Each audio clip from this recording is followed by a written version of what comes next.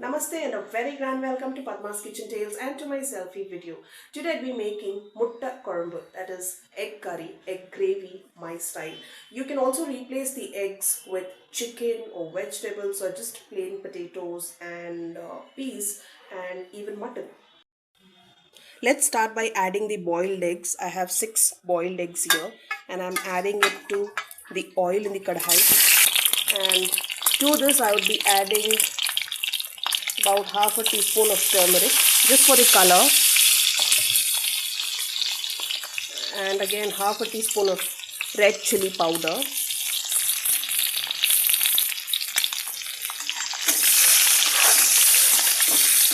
I want to get that nice red, yellowish red roasted look on the eggs. I'm sorry the kadhai is not looking all that great. That's okay if the egg breaks, because eventually these eggs are gonna go into the gravy, so it'll help soak up all the flavors. So this kadhai is almost 11 years old now, and I have like 3-4 such kadhais, and these kadhais speak of their experience. Just look at the color.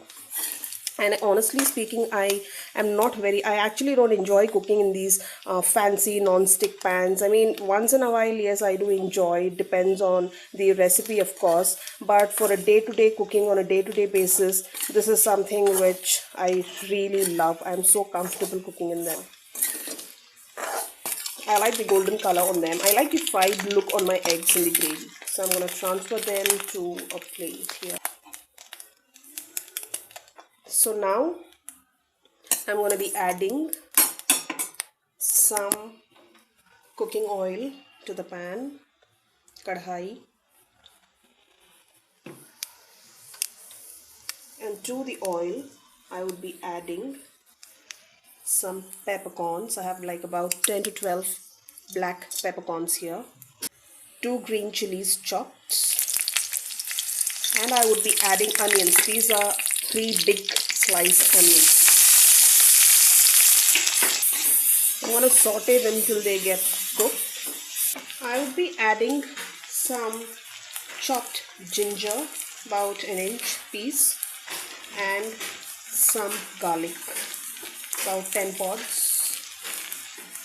You can also add directly the ginger garlic paste when we make the gravy, but I'm going to grind them along with the onions.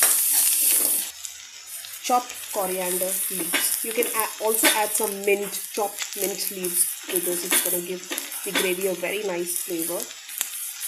That is pudina leaves. So I've added the ginger, the garlic and the coriander leaves, and now the mixture looks good. It's cooked. Now I'm going to switch off the flame and let this cool down. I've added the onion mixture to the mixer grinder. Now I'm going to grind this to a nice paste. The paste is done. I have a tablespoon of oil in the pan, in the kadhai. I'm going to be adding 1 piece of cinnamon. I've added 1 piece of cinnamon and about 4 to 6 pieces of cloves. And I'm going to be adding some saunf, fennel seeds, and half a chopped onion. Now I'm going to be adding this onion mixture. I'm sorry for all the background music noise. Guests are at home. It's a Sunday. So I've got this mixture in the kadhai. And now to this I'll be adding about 1.5 teaspoons of turmeric powder, dhania powder, coriander seed powder, about 2 teaspoons. Couple of teaspoons, it depends on how karam, how much of heat you want in your gravy. So I'm adding about 34 teaspoons of sambar masala, homemade sambar powder, and 1 teaspoon of red chili powder, and salt to taste. I'm going to mix this well.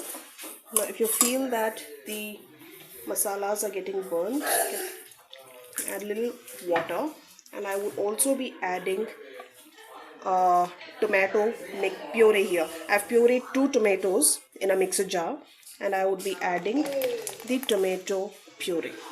I'm gonna keep the flame on high, and I will wait till all the kacha smell is gone, the raw smell of the masalas and the tomato is gone, until I get the oil on sides floating.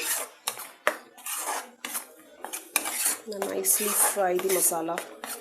I would be adding about a teaspoon, or maybe a little more than a teaspoon of this is chicken masala. You can also add garam masala if you have. This is a store-bought ready-made chicken masala which I'm adding. So I think I've added about 2 teaspoons. And now the masalas are done. I mean, all the raw smell is gone. I'm going to be adding water straight from the mixer jar. I guess I need some more water. Mix, and I'm going to close the lid and cook this for 10 to 15 minutes. Let's see how the gravy is doing. It's bubbling, and I'm going to add the eggs which we fried in oil with some turmeric and red chili powder. What I've also done is I've slit the eggs so that the masala seep in. So this is how you can slit them on all the sides. I'll add all the eggs, and I'm gonna stir this and let this boil for another 3 to 4 minutes. I've added the boiled eggs. So along with the boiled eggs, I'll also be adding some raw eggs. So we need to be very careful while adding these raw eggs. Without stirring, I'm just gonna let the eggs drop into the gravy.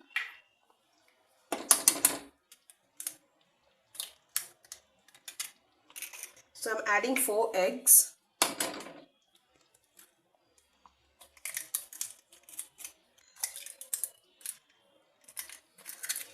So I've added all the 4 eggs. I'm not going to stir the gravy. I'm going to let the eggs sit. Now I'm going to close the lid and let the gravy cook. The eggs cook in the gravy for 5 minutes.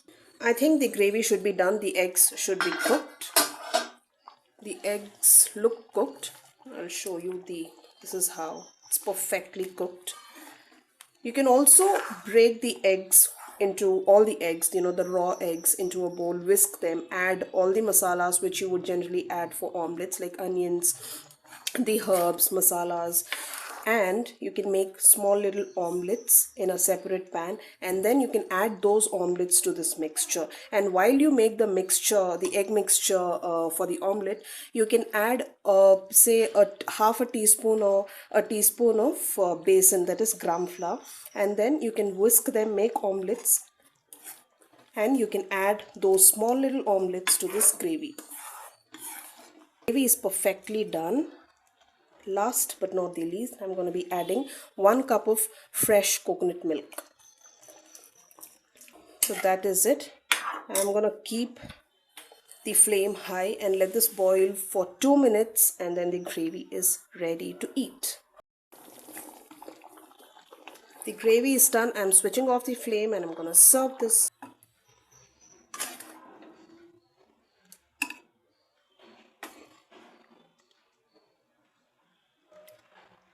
Egg gravy, egg curry, Mutta Kulambu. My style is absolutely ready to taste.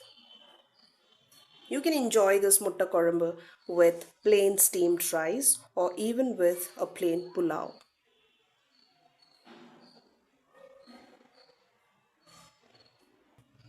Hope you liked my Mutta Kulambu recipe, and I'll see you soon with a brand new dish. Catch you soon. Take care. Bye-bye. And do not forget to subscribe.